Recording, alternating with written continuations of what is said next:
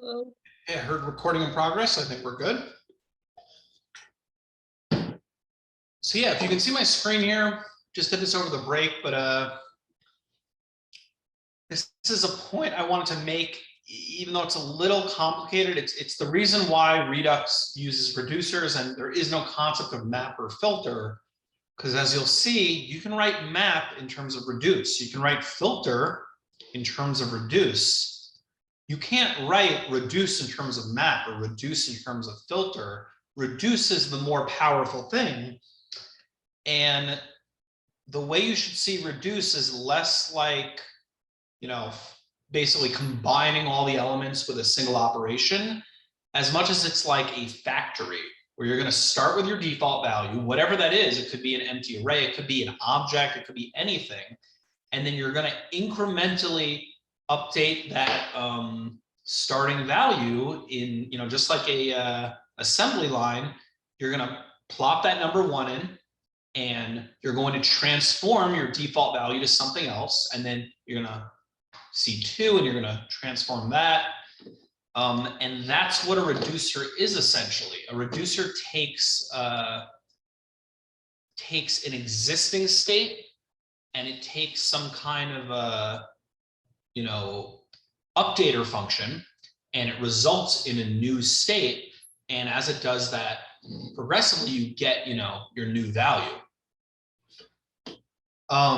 So yeah, we're definitely going to end up talking about reducers more, but we wanted to discuss that before getting into our next thing, which is basic reducers. So I just want to show you here, if I were to run basic reducer. So let's see what changed. So compared to one store, all we did here was create a reducer that's a little less dumb than the original placeholder, and now we're setting it in our store. And all that thing is doing is we're taking a state, which we're setting to a default of 0, and an action, which we're not yet using, but you might be starting to see where this is going. And then we simply return the state, because that's an option. Just don't change anything. And what that gives us access to is now this function called get state. So of get state, dispatch, and subscribe, we've now seen at least get state. And if I were to run this, I get 0. So at the very least, we are storing a value now. But again, it might not seem very interesting yet. So before we can even discuss what makes a reducer real, we're going to get into this idea of actions and dispatch, because it's directly related. So as you probably intuit, this reducer here, it takes the state, but it doesn't have any idea of what to do to update the state until it gets an action. Well, what is an action? An action looks like this. An action is a basic object, what we would call a POJO, a plain old JavaScript object. But there's one thing that makes an action unique that an action must have, or else, Redux will yell at you. And that is a type or a value or a key in your object called type, which has a value that is a string. And the whole idea of the type is it's supposed to be, in this case, I'm saying account/deposit. People have different strategies for this, but the important part is that it is totally unique. So we're going to want this to be a unique string across our entire app, because it is uniquely telling the reducer, I'm a specific kind of action, so you know how to handle me. And then we have this additional thing called a mount here. Technically, the action could have anything in it in addition to the type. It could have nothing, if that's okay. But it could also have other stuff in it. And this other stuff as a whole is going to be named, but this is generally what we refer to in Redux as a payload. And sometimes people use the term payload there just because it's like an easy canonical name. But basically, that's the thing that comes with the action that the reducer is going to care about. So how do you actually talk to that reducer? Well, you only have the store. So the store is going to have something on it called dispatch. And dispatch just takes actions, and by taking the action, it triggers this process by which the reducer has an opportunity to respond to it.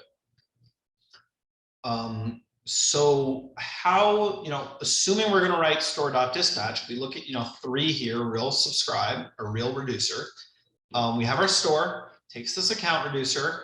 Each time we're going to, print get state, but we're dispatching in between, and these dispatches should affect something. So you can think of the dispatch as, you're sending this action directly to the reducer, the root reducer, if there's more than one.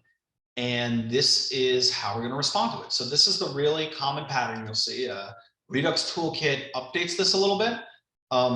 But the basic pattern is this, which is you are going to switch on the type of that action, which again, it has to have a type. And you're going to have case statements. And because you're always returning something at the end, you don't have to worry about breaks in your switch statement. And importantly, you have a default at the end, because just in case you give it a random action, it shouldn't blow up. So I should be able to say something like store.dispatch, just, complete garbage. And instead of it, the case or the switch statement blowing up and saying, I've never seen that type in my life. Instead, it says, okay, well, that matches to default. I just don't change anything. But at each case statement is like its own world now, where once we're in this case statement, we can do whatever we have to do to update our state. So in this case, our state is just a number. So we're just going to update it. We're going to take the action out amount, and in the case of deposit, we add to it. And in the case of withdrawal, we subtract from it. And this works as a complete example. And this is definitely, we're going to get to one more part of this basic thing, but how do we feel about this? Because this is the essence of Redux, and it's not, I mean, I just want to see how people feel about this pattern.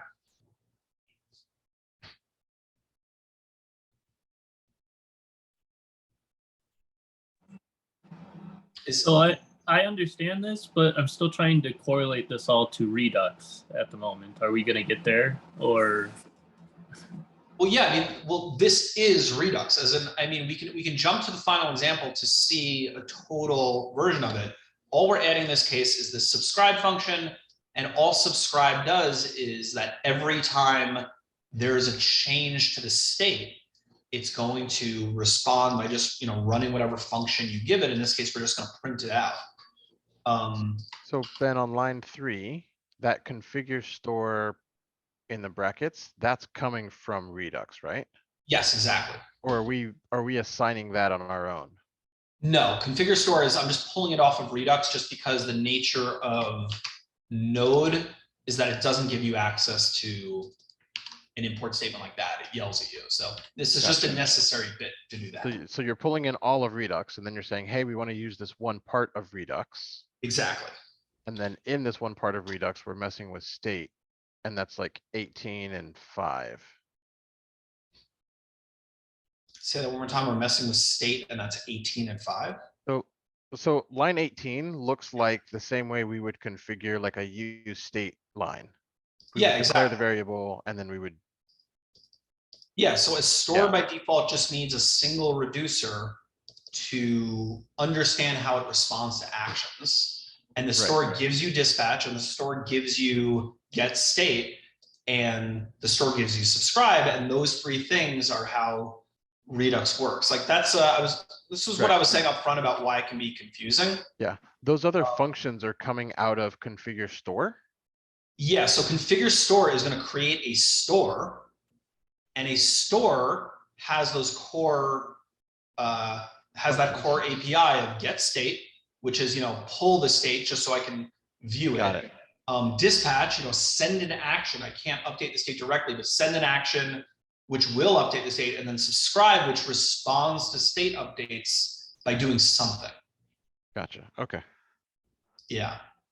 So how do we feel about this? Because this is, I mean, I went out of my way to do this not in React to start. I was hoping that would make it simpler.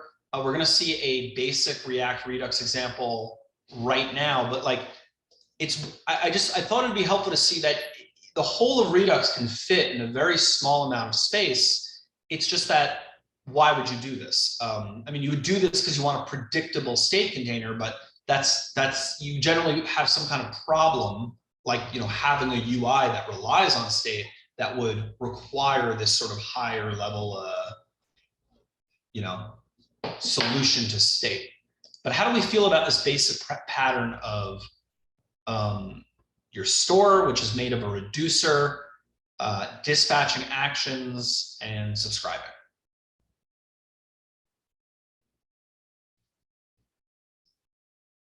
It's a good thing you said this is a weird way of doing it in the very beginning, Yeah, because you're right. This is a weird way of doing it, but it does make sense if you don't yeah, think about it too hard. Like everything between 5 and 16, I was like, oh yeah, I totally understand like what that's doing and why it works that way. It's just all the other stuff that's built around it coming from Redux. That's like, do I need to know why that works? Or should I just accept the fact that it works, just let it ride? yeah. Well, please, I mean, tell me the examples, because I was going to guess the opposite in that. The weird part is this. The weird part is that we're not saying, you know, we're not just saying state equals something. We're returning a updated version of it. But what feels weird about the whole subscribe, dispatch, store, configure store? There are functions that I'm not used to working with. Mhm. So my brain wants to go, okay, what does this function do? How do I use it correctly? What variables do I have to pass in? That sort of data. And Yeah. I don't know how to use it well, so I'm not sure what its limitations are. Okay, yeah, fair enough. I mean, that's a good insight for future iterations of this, that it actually isn't that hard to write your own Redux from scratch. But that would help explain things, because basically, right, exactly. Get state, I mean, is literally just saying, like, you know, it's like a getter on an object. It says this is a function you call to get the state, because the state is not exposed directly. And then dispatch takes an action and then internally, you know, interfaces with this reducer, which is the heart of the store. And then subscribe just is aware of when changes are made to state, and then whatever is in subscribe is called every time. But yeah, I mean, it's definitely, it can be odd, and it's odd for people who are familiar with React also felt it was odd. It's one reason why the core React team did not go with this as the final solution to state in React, because they felt it was a little too strange for the average person, even though it's strange on purpose. But yeah, let's jump into simplified React Redux, and then we'll get to modern. Simplified is just to show you how these two integrate. And again, you're going to have better tools at this point for integrating the two, but I just wanted to show you that core API of get state, dispatch, and subscribe. So if I were to write npm run dev here, I have, you know, just proof of concept, we can actually do this. So, you know, this is a very stupid little base gap I made. I can deposit something. You see it updated right here. I can withdraw, and it does that. And importantly, if I were to click on this, it knows exactly what I did, and I can travel back in time to say, where was I just? And it's not that useful when you have, you know, such simple logic, but it's still a cool thing that you can do that. And the one thing I wanted to call out is that if we were to look at the code,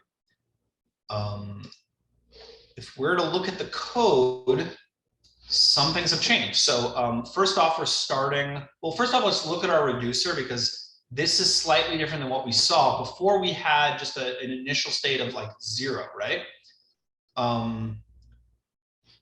Did I get those two values in the wrong direction? State comes first. Okay, no, state comes first. That's correct. But anyways, this reducer here, I mean, normally we had that 0, right? But now we actually have an object containing a value called count value with a 0 in it.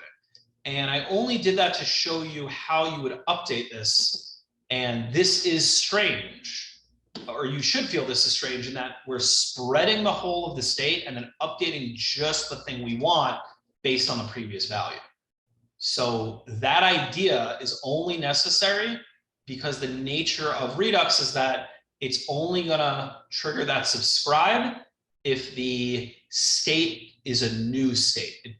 if it's the same state, but you modified some values internally, it doesn't actually notice that because it's a very simple comparison. And that's on purpose, because if it was a deep comparison, it could take a lot of time.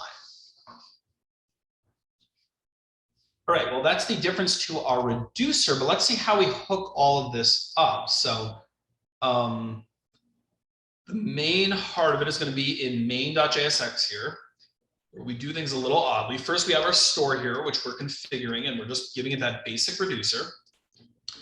And then importantly, our app is actually taking two props, which we're pulling right off the store, the current state and this dispatch function. And just like any other thing in React, oh, sorry, never mind. I mean, it's just getting the current state as it is. But anyways, this is, you might think this is odd that I'm pulling it into a separate function where we render it and then we render it the first time here. But the reason we do that is because of subscribe. As in, by default, how does the app even know the state change? It's only going to know it changed if you have the subscribe function, and the subscribe function is what's going to call render. So I just want to point out that you won't see this in a while. This is just understanding what's happening under the hood, and we'll immediately move on to the sort of modern way. But I do want to get feedback eventually if seeing this intermediary thing is helpful, or if it's more helpful to just jump to the final thing, which we'll see in a minute. But anyways, let's look inside app.jsx as our last thing. So how do we use it? We're taking our state and our dispatch. And most things are identical in that, we just pull off the value from the state we care about. But then I have this little function, trigger dispatch, which is going to actually call dispatch with, the correct, it has the type and it has the amount that we're getting here in the UI, and then I'm setting that amount to 0. And this change amount, use state, and setting it back to 0 here is just for the UI, and that's partially there to show you that not everything wants to live in Redux. There is a meaningful reason why you'll use state sometimes, even though you're using Redux, and that's because some state really does just live on the page or just live in that component, and you don't want to persist it in any way. You don't want to share it with anyone else. And a good example of that is like UI state. Like if someone were to, in this case, fill out 44 here or whatever, you could technically store that in Redux, but there's really no need to, because no matter how big your app gets, it's generally just this component that's going to need to know about that. And if any other component needs to know about that state, instead you would dispatch an action that contained that value, update the state however you wanted to, and then that would let everything else in the app know that some change was made. But this 44 that's displaying right here, and that we need to keep track of updates to it as we type, that can exist in a very local fashion by using use state. Yeah, so I see we have about less than 20 minutes left. So this is part of the reason this lecture might need to be more like 2 days, because there is a bunch of upfront stuff we want to do. But let's just jump to this modern React Redux, just making sure, right, we talked about spread, talked about subscribe. Yeah, so the reason we're going to move to this modern React Redux thing in part is because we have already solved that third problem of tracking state. But this whole idea of efficiently passing down data or efficiently informing only those who care is not taken care of by default by Redux, because by default Redux has no idea that you're using a UI library that has some kind of hierarchy. So that's handled by React Redux. And then there's also the second library, which is now where we grab Redux from in the first place, called Redux Toolkit, which just pulls a bunch of things together that make the approach more modern. But these are essentially the things we're going to discuss about it, with the Redux Toolkit stuff being a little less necessary. But the core things being this provider component and this use selector and use dispatch from React Redux. So let's look at those quickly. Let's get to modern.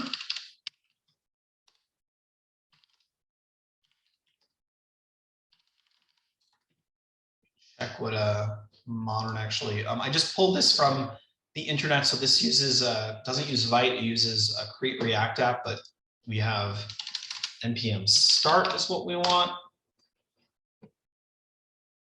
We're going to look at the code for this in a second, but we just want to show what features we actually support here. So yeah, basic counter again. We can subtract, we can add a specific amount, not too different. And then importantly, because this wouldn't be so useful without async, we just want to show that yes, indeed, you can do async with Redux, and with the modern Redux toolkit way of doing it, you don't need any other libraries like you used to need. It's all just built in. So we click add async, takes a minute, and then it added, did that add one number? No, it's adding, oh, it's adding the amount, got it. Cool, so let's see what that looks like. Okay, we have our index.js here. Notice that instead of just app here, we are also wrapping in this thing called provider. And provider takes one thing, which is the store, which, we'll see what the store is, but that's, your standard configure store that we can look into. But yeah, the provider under the hood is just using use context, and it's basically going to allow us to, anything that is wrapped inside of the provider is going to have access to these two hooks, use selector and use dispatch, and those are going to allow that component to know about Redux. Without having to, pass the state and the dispatch function explicitly, which we would have to pass all the way down the hierarchy. So let's look in app here. App simply has a counter here, and notice this is good. Counter doesn't mention anything about Redux. It's not taking any props. It's going to be Redux aware. So, they put it in this thing called feature. We're going to look at counter.js here, and it's taking a lot of things from counter slice.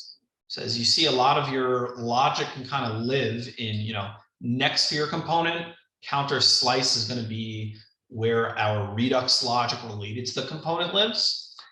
And then we're going to have our use selector and use dispatch from React Redux. And we're going to grab the count off of use selector with this thing called select count, which we'll look at in a second.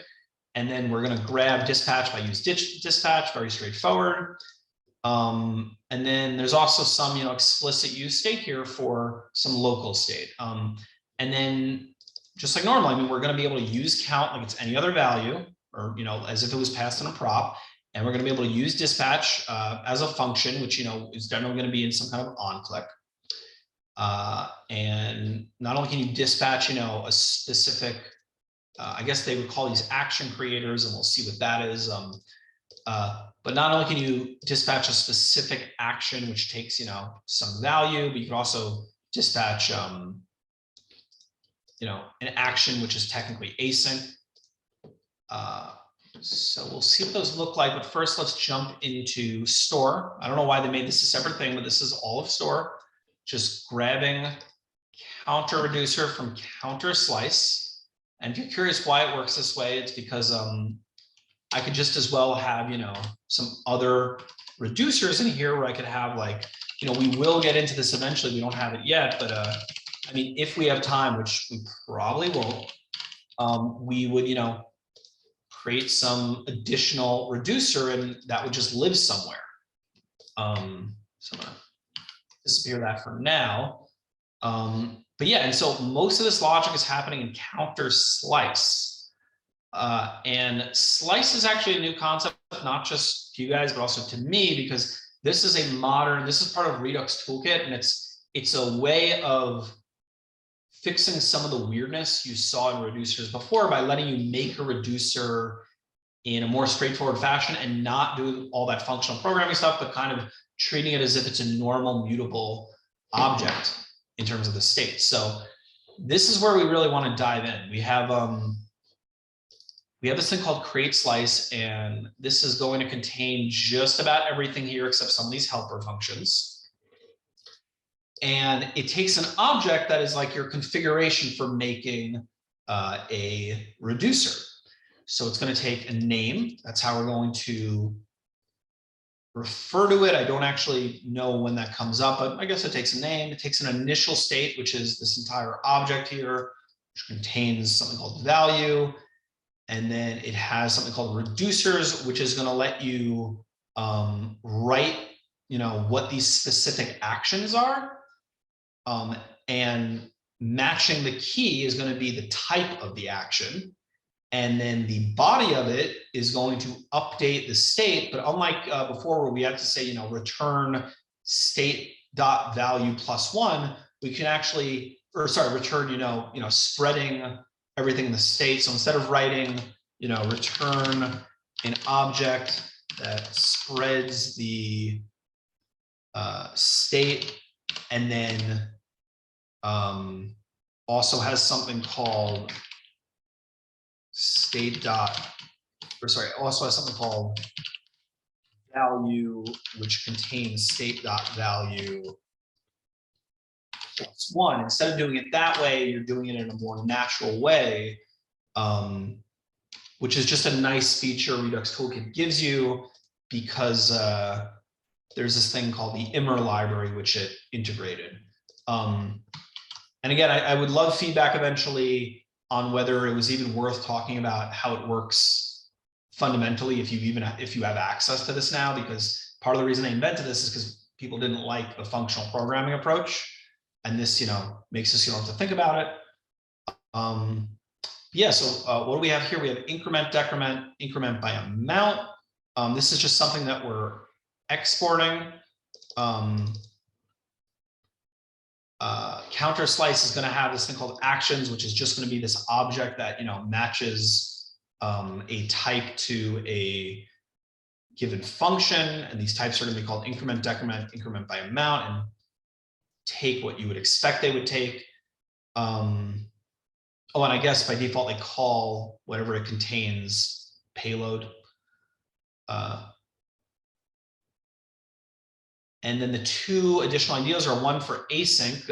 It looks pretty similar to what a normal thing would look like, where it takes, like a normal action, or in this case, action creator or something would, take an amount and return an object. Instead, this takes maybe some value like amount, but what it returns is a function which takes dispatch. And then in this case, we're just using a set timeout to mimic async, but we're dispatching that action. I know this is a lot and confusing, because, you can give me feedback on this, but basically Redux Toolkit tries to make things as simple as possible by abstracting over things, so it does things in a very particular way. But the final idea here is just what they call a selector. A selector just it's a function that takes the state and returns specifically the part of the state you want. And this idea is very simple, but the whole reason behind use selector is that use selector is actually how your component knows I only will update if these values change. It doesn't care about the state as a whole. It only cares about when whatever the selector function selects for changed itself. So yeah, that's a lot. And it looks like we have like 5 minutes left and not even enough time that I can get into a real API call, or not much, but I just wanted to get feedback about how people are feeling. I know we jumped to the modern part very quickly, and I'd love to get feedback if you think it would be better to just start with the modern part, or if it's useful to build up in those steps. I think the buildup was useful. When we switched to the modern one, I actually suddenly lost everything I knew, but it was good building up, definitely from the beginning. Yeah, and it's worth noting that the old way of doing Redux is still completely valid. It's just that, this example I got it from Redux-Toolkit, so it's designed to show off all the features Redux Toolkit has. But that's what Redux Toolkit is. It's well named in that it's ways of using Redux slightly differently that maybe are more helpful long-term, but they're really not necessary. The only killer feature, in my opinion, is the use selector thing, which is very simple ultimately, but that makes it so that you don't have to or that actually gives you an efficiency boost where you're not refreshing the whole app with a subscribe every time any state changes. You're only updating that component when the state it cares about changed. But I totally understand that this is a fair amount, and this is definitely going to be a lecture that we improve upon. But I guess I'll leave it up to Adam and Zainab to sort of decide whether we want to give this more time in the future or not. And yeah, to the original point someone made a while ago, it is worth noting that Redux is not irrelevant. Certainly lots of companies still use it and it has its use cases, but it is not necessary anymore. As in, if I were doing a project, I would start just with use state, use context, even use reducer can get you the same approach as Redux, but without nearly as much of the buy-in. And basically you can use that approach until it gets too heavy. And then you say, okay, I guess I need a library for this. And then there's, some work to like change things in that way. So if you have a really big project up front, that's another reason to choose Redux up front. But if I have a general opinion about software development, it's that you don't want to buy into some library or some best practice because you're told that it's good. You really want to start with what you know and then encounter the problem that requires that library. And then then you'll just do a little Google search and you'll find out, oh, there's a couple libraries that, deal with this. But basically until the words state management pop into your mind because you're having problems managing your estate, you don't need to worry about it. As in you can do things in a very kludgy way in programming and get away with it for a while. And even something like Gmail doesn't use Angular. Gmail doesn't use any of the modern stuff. Gmail was made so long ago that Gmail uses vanilla JavaScript. It doesn't even use jQuery, and it works because those tools are technically enough. It's harder to sort of manage a large project that way. But Google managed to do it, and Gmail still uses that ancient technology in part because it's compatible with everything. And also because they're not going to rewrite Gmail. It's just too dangerous to do that. They fixed enough bugs that they don't want to recreate again. Yeah, cool. So that's it, I think. I can give you the next 2 minutes back, or Adam and Zainab can pop in. I appreciate everyone giving me what feedback you did during the lecture, and I'm excited to read your feedback because after not teaching for a while, when you start again, I mean, this is the reason I like teaching, but it reminds you knowing something is 10% of it and 90% of it is being good at explaining things. And that's actually not so easy. So hopefully I did a decent job. I think you did a good job with explaining it. I also just think because of our lack of exposure to Redux and the amount of moving parts, it's just something that would take time to really grasp if you had to even use it, like you said. So yeah, fair enough. Yeah, and again, just to reiterate, Redux is weird among libraries because it has this very specific approach, and if you don't have a functional programming background, it is strange. So when it first came on the scene, most people were like, what is this? How does this work? Because it's a pretty unnatural approach. And again, it says a lot that the React core team did not say, okay, this is part of React now. Instead, they found a simpler solution that worked for most use cases. Yeah, that's it. Cool. So Adam, Zainab, are you guys